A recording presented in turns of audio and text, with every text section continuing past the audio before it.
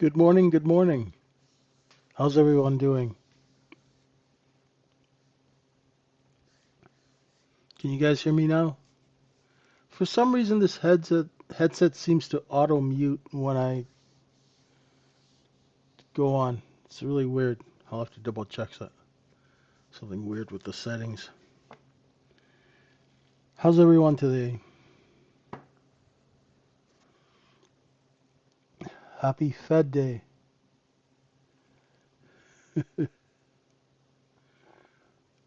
Well, let's see what's shaking here. We've got overnight inventory, which is long, right? Yesterday we had a liquidation down. Uh, Cost basis yesterday being sold tonight a little bit higher. So, number one, today's a Fed day. So, wholesalers and large traders will want to take some risk off the table, right?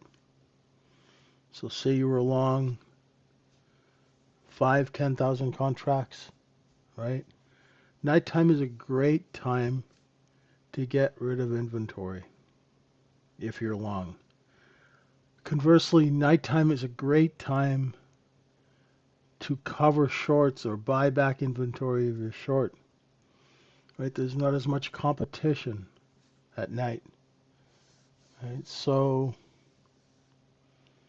something to always remember. A lot of people talk about, Asia open and this open and that open and stuff.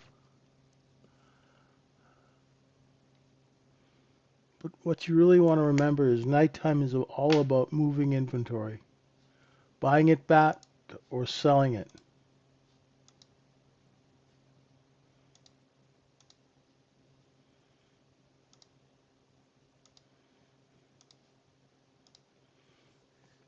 So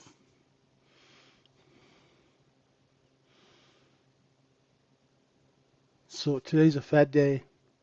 You got a lot of news. You've got earnings news coming out today and tomorrow. You've got the Fed. Today is also month end. Okay, and also margins are increased because they don't want to blow up their brokerage firms, so they're pulling back the reins on all the retail traders at most of the smaller firms, right? So, costs more to trade, so what does all that mean? What's the practical aspect of everything I'm talking about? It's slower, right? Business is slow. There's less follow through. There are less customers in the store, so there's not going to be as much customer traffic. So price is going to move in a sort of a choppier fashion. Let's go take a look. And as you can see, we are just chopping around now. Let's see.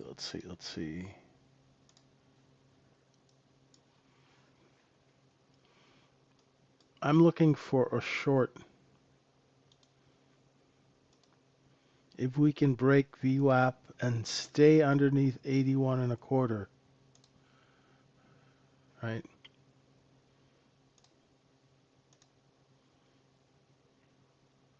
Let's see. That's what I'm looking for now. We had distribution up here, 84 and change.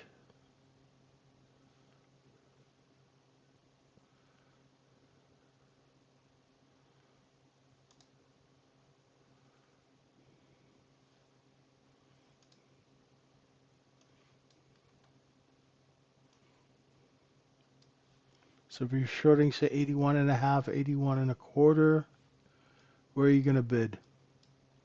If we stay underneath VWAP, you're okay. Next candle's opening. Let's see where the high of the next candle is going to be. Right, and this is how you micromanage your trade. So say, I'd say maybe I'd put an 80 bid I'm short 81.5 just on one micro. I got a bid at 80. Let's see if I get hit. If I don't get hit, there, I got hit. So short 81.5, covered 80. Just a test trade. It's the first trade I've taken this morning. Okay. Right? Yeah, chopped right. It's choppy. If I shorted more contracts, my next bid would be down here. So why did I take that trade? Number one, inventory is long. Number two, offer moved under VWAP. Hey, TradeMaker, thank you. Feeling better. The voice is slowly coming back. All right. So I shorted 81.5. I was a little early, but I had an order there. It got hit. Now let's see if we can get some follow-through selling. I put bids down at 80 because the bottom of these candles, my next bids would be down here at 78, 77.5. Right? So I just use the candle chart. It's really, really simple. There's nothing complicated about this, right? What's complicated is the repetition and understanding when to take a trade, right? So if I was still short, I'd put some bids down here. Now, why would I put bids here? Because that's where the bids were before. So if I know where they stop selling, I want to buy just a little bit above that price.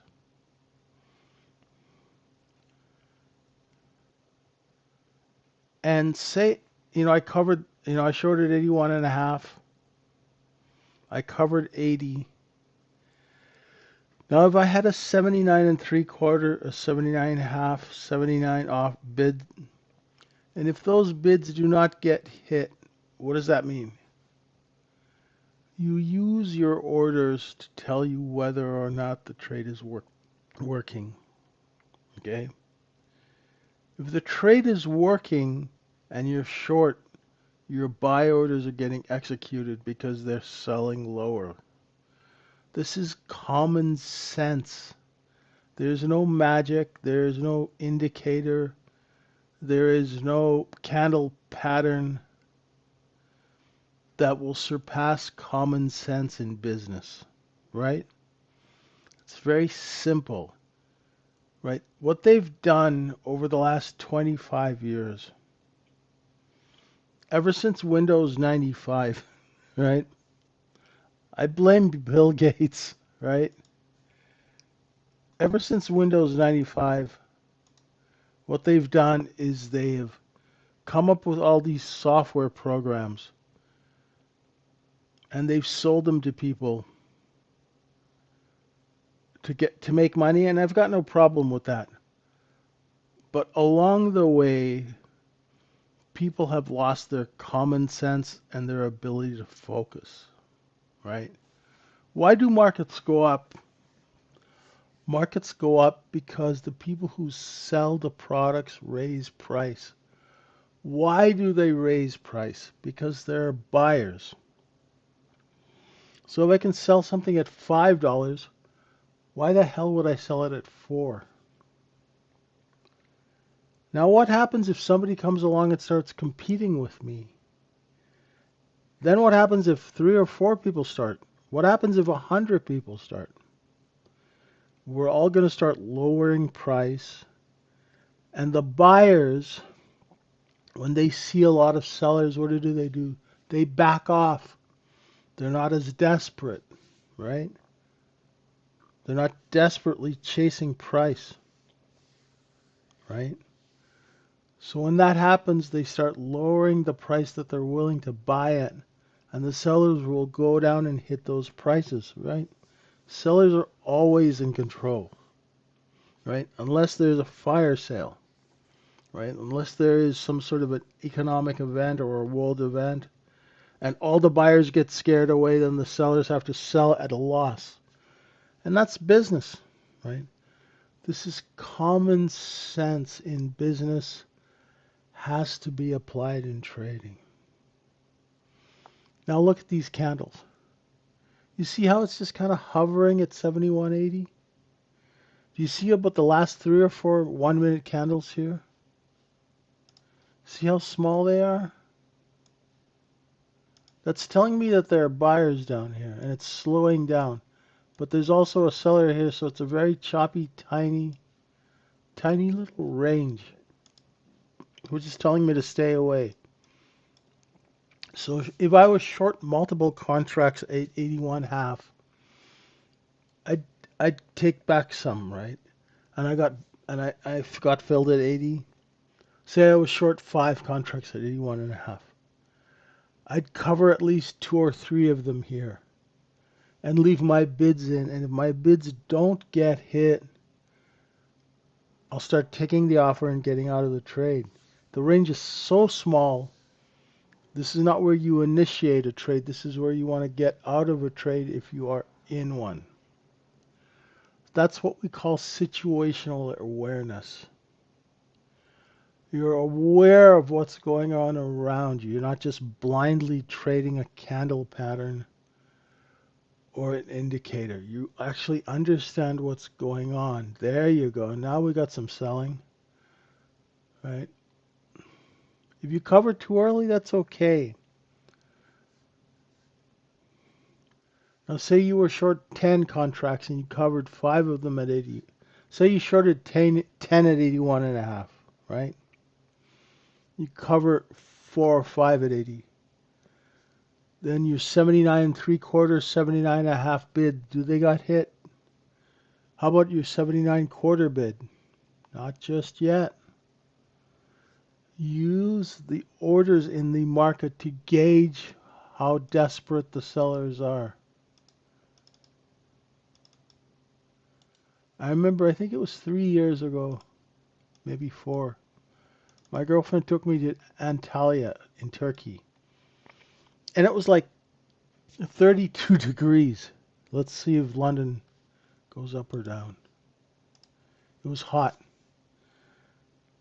So my girlfriend went into this fancy coat store, and there was nobody in it. It was full of coats, and the guy gave her a really good deal on 2 coats, winter coats. He said, "Listen, I've got no customers. I've got to get rid of this inventory. I'll make you a deal." Yes, Dave. Yes, brother. Margin changes price action because it decreases the amount of people around. So did you see how it was slow here, and then we went down and momentarily filled the 79/4 half?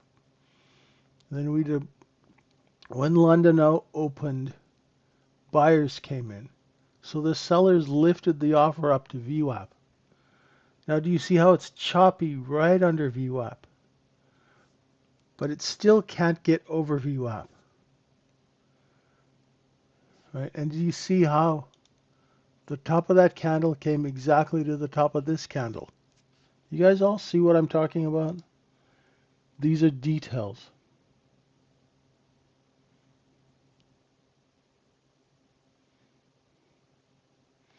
Yeah, of course you can get competition on the buy side, and you'll see the offer lift. Once you see the offer start to lift, the sellers are telling you, hey, there's buyers. We're raising price. That's why all you got to do is watch the offer at a level. Right now, the offer can't get up over 81.25, right? Which means, oh, here we go. Let's see. It's nice and slow. But price is always going to be set by the sellers. Whether they sell at a profit, at a loss, they have to sell. Market makers and wholesale prop traders are not investors. They need to move product. On balance, they will make money. Sometimes they will take a loss. Okay, here we go. See how we're lifting over that little white line and coming back down? So if you're looking for a look below and fail of 81 and a quarter, right? See if it stays over 81 and a quarter. If it starts chopping around that 81 and a quarter VWAP level, leave it alone. Okay? Nice and simple. Very simple. Okay? So you know when to trade, when not to trade. Right? You don't want to trade tiny range chop. It's like getting your pocket picked multiple times. Just leave it alone. There. If it stays over 81, you can go long, put your stop under 81 quarter. So if it stays over 81 and 3/4, you can go long. But you can see that there are sellers everywhere. Why? Because the inventory is above us. So there's going to be resistance. So now you have situational awareness. You have a good idea of what is going on in the market. Right? So you're not just hoping and wishing your trades take place. So you're not doing these stupid things like taking FOMO trades or boredom trading. You're actually doing business when it makes sense to do business. Hope that works for you guys. This is a very different way of trading that most retail traders never think about because they've never worked in the business. Most people don't even realize that it is a business, right? They just think it's a bunch of random numbers moving around on a screen. That's why they get sold all kinds of fancy software that they don't need. The 1 minute candle chart in a simple straight line will tell you where the buyers are and where the sellers start competing. And the only indicator I have is VWAP and the bid-ask lanes. Very simple.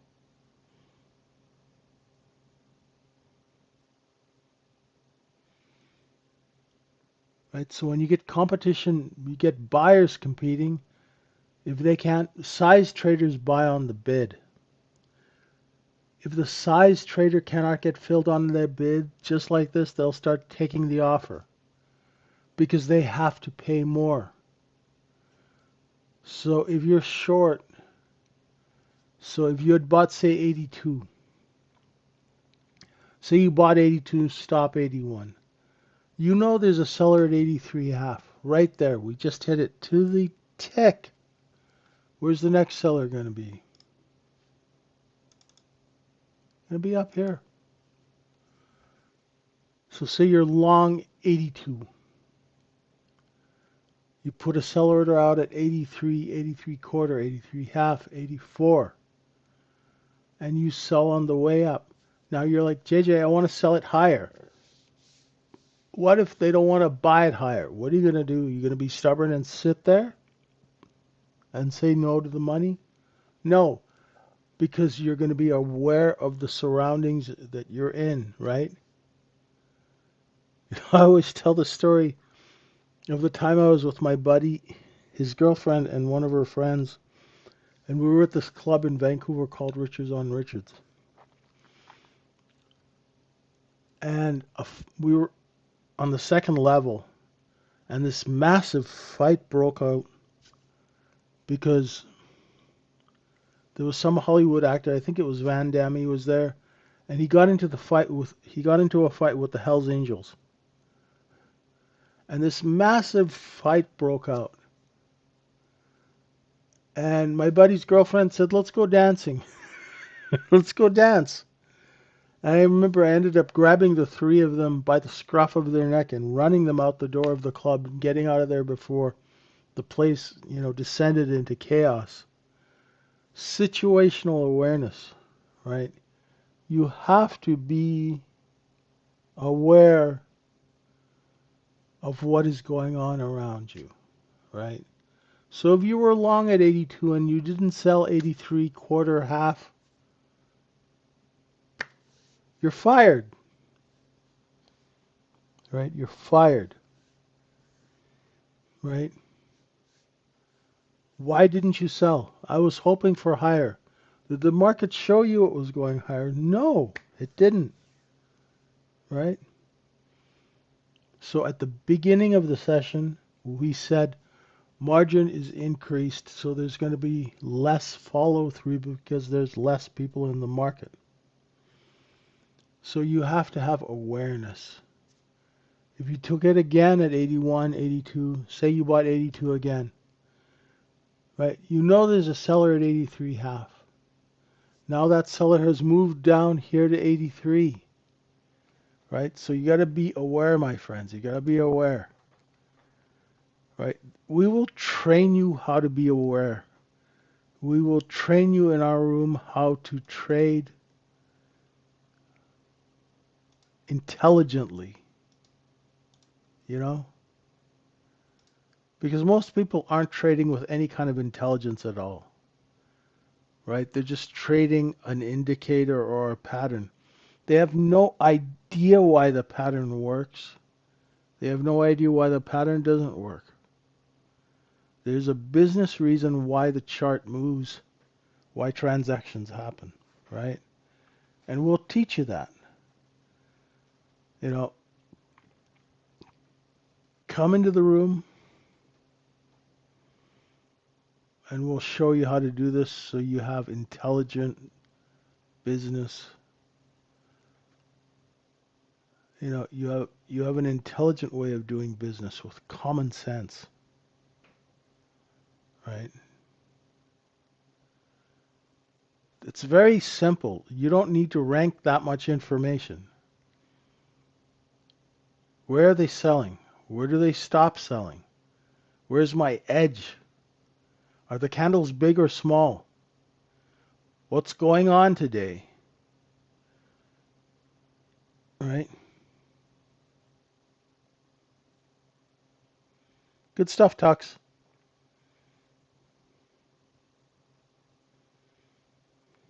And we'll be good to have you guys sign up. It's free for 3 days. Give it a shot.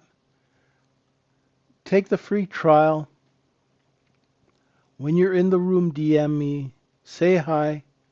Tell me what you're looking for. Tell me where you're having trouble. We'll help you, right? There's that seller. Remember, inventory is long. It is correcting lower.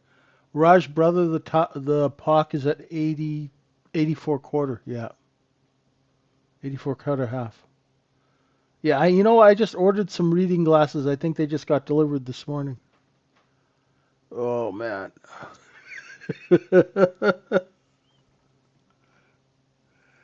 Nice and simple, right? Sellers are lowering price. They're running out of buyers. Why? Because they jammed. Look here. Whether you use a candle chart or market profile, look, the sellers jammed all these people long up here, right? Now these people, they were looking for this. It's not happening. So now they're getting rid of their product. So they are competing with the people who sold them the product.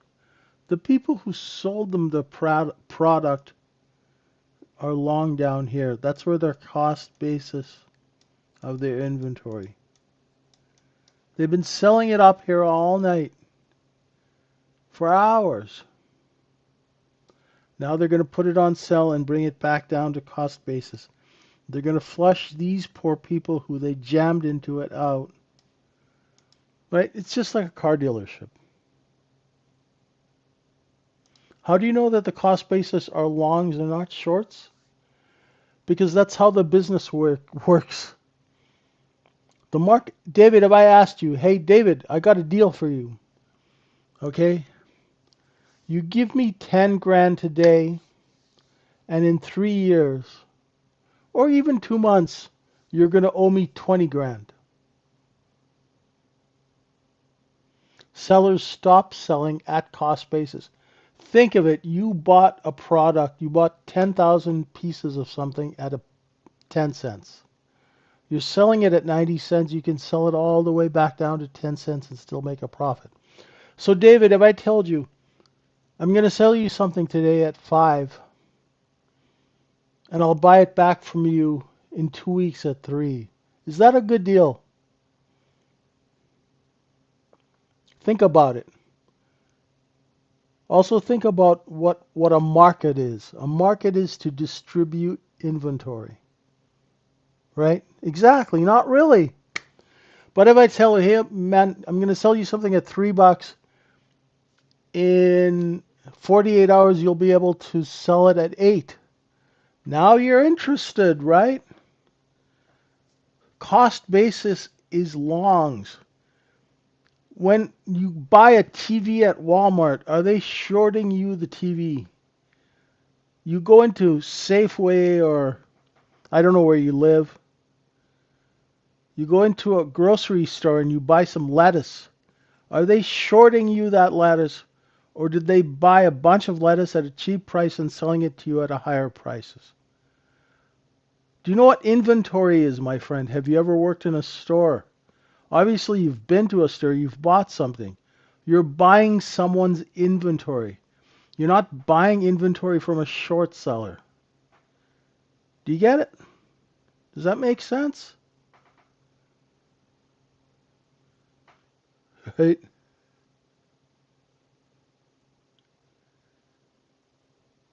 So I buy 1,000 apples and I pay 10 cents per apple. So my cost basis is 10 cents.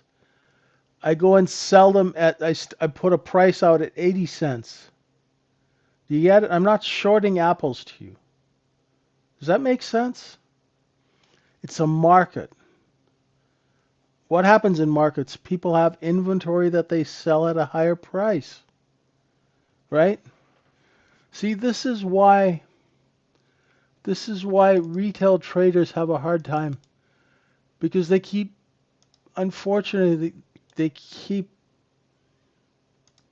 telling you guys all this ridiculous shit about how short sellers push markets down and all that. There are no more short sellers, really. All the big short selling firms are gone. They changed the rules in 2005.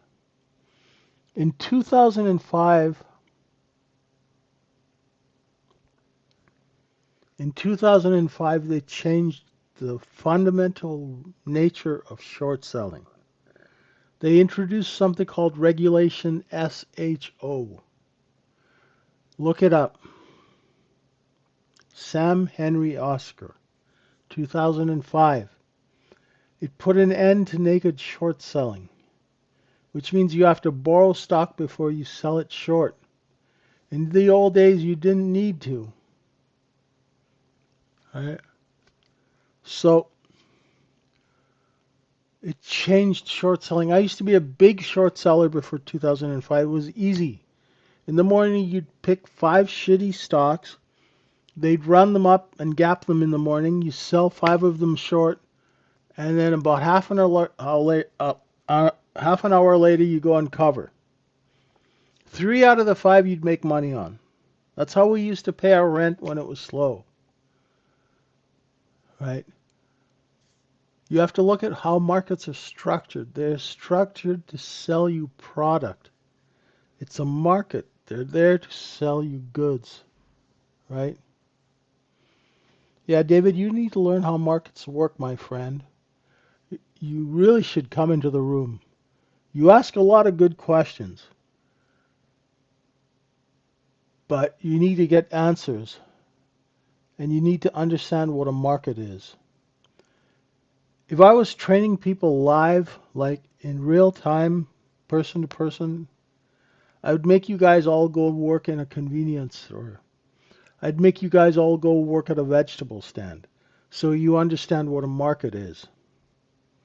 Once you understand how business works, you're going to be able to absorb what I'm telling you instead of kind of fighting against it. Right? You're already in the Zoom? Well, DM me these questions. Ask me these questions in the room. I'll be happy to have a chat with you. I've got a couple of doctor's appointments today. I'll be out, but I'll be back for the afternoon session. Got to make sure the old heart is still where we left it last time. DM me in the room, man. I'm here. Right? And I want to help you guys. If you go into the video section, go look at the inventory and cost basis videos. There's tons of videos I've done about how inventory works, how cost basis works, how we get our balance zones, the sequence of what happens when markets liquidate. There's that 77, 78 area.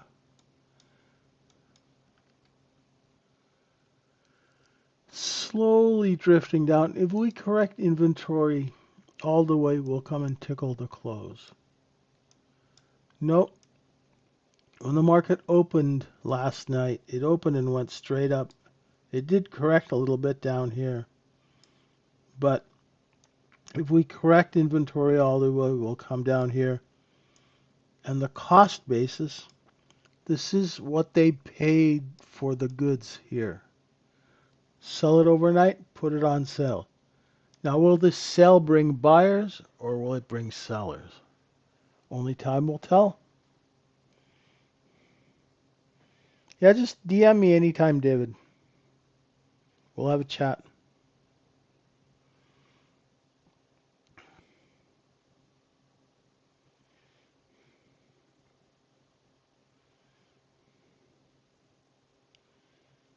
Oh, and the other thing is, if you guys sign up, I got sick over the last 3 weeks, but anyone who signs up over the last couple of weeks, we're gonna pick someone, and I'll do a free one-on-one coaching session. Okay, we'll get on the phone, we'll do a Zoom, we'll go over, what your goals are, where you're having trouble, where you need help, and I'll coach you for an hour or whatever it takes, right? I just need to get my voice back. Almost there. What's going on in the room, you guys? You awake? I know Cisco's in Europe, so he's not around.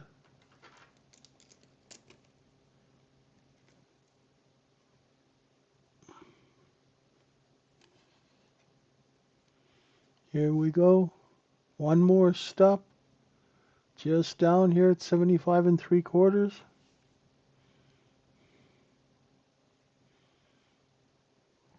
And David, you can always ask questions in the Discord room too.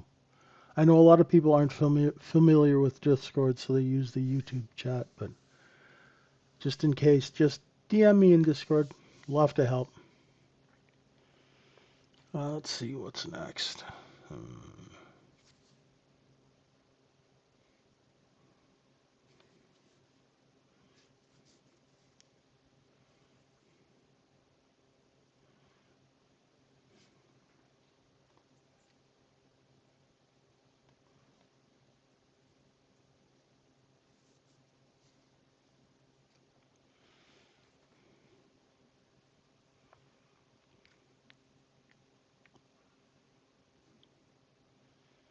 Okay, kind of slowing down. So inventory was long, corrected lower, a little bit slower tonight or this morning, wherever you are.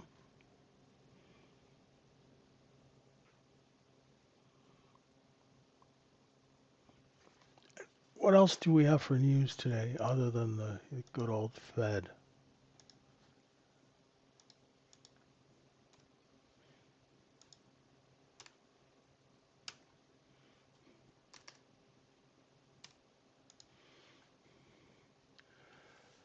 Oh, there's a crap ton of news. Durable goods, housing starts, building permits, U.S. trade balance, retail inventories. Oh my goodness. There's a ton of news at 8:30. And then at 2 p.m. Eastern Time, we have the FOMC interest rate decision. And then, of course, at 2:30, Mr. Powell in his press conference. Tomorrow we got jobless claims. GDP.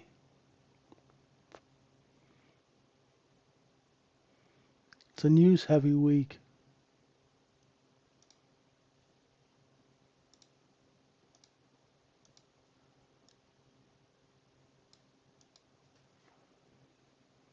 And then we have earnings as well, right? Apple on Thursday, right?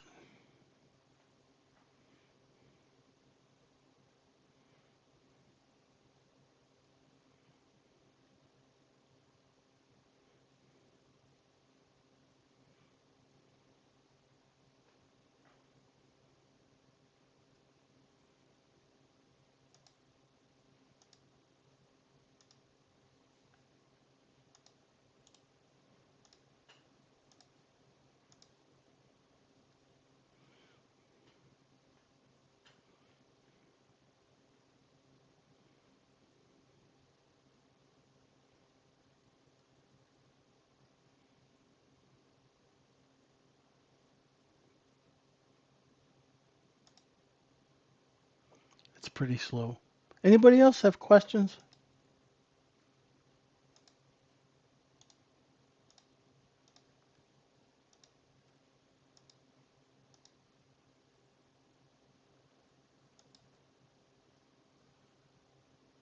Yes, no? Apple, Microsoft, Google. Thank you, Tux. Say hi to the cats. Nope. All right, my friends, I'm going to let you go a little early. Thank you for your patience. And remember, those who joined the room or have joined, I'm getting better, so please DM me. What is my RR? I don't know. I'm about 67 to 70% profitable. Now, I only take maybe 3 to 5 trades a day. I like to make what I like to do in my trading at my age, and because I have multiple revenue streams, I like to do $500 to $1,000 a day. Right? Now, I don't know if I don't always hit that. Some days I don't trade, I don't make any money.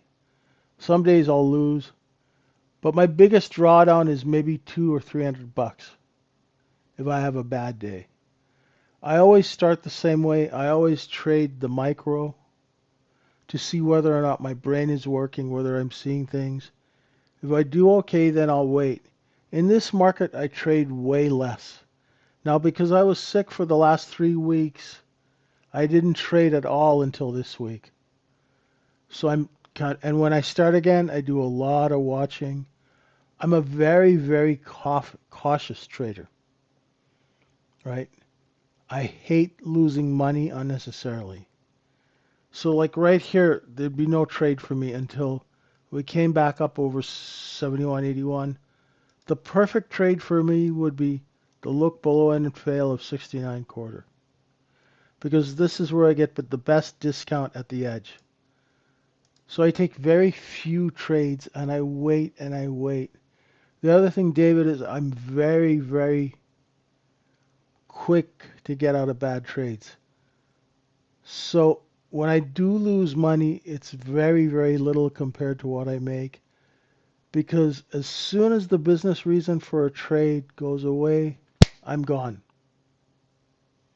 Right? Very simple. Sometimes I won't trade for days if I don't see my business setup. We'll talk about that. Let's chat in the room. I gotta go get ready for this doctor's appointment, but I'll be back in a little bit. I still sound exhausted. Yeah, this virus is taking a while to get rid of, you know? It's taking a while. We'll see you guys in the afternoon. I'll be back at 2:15 London time, 9:15 Eastern. And we will see you then. Thank you. Come visit us at tradingsyndicate.org. DM me if you have any questions, if you're having trouble. Let me know what's going on. We're here to help. Thanks, everyone. Have a good day. Trade safe out there. Wait for your edge. Bye for now.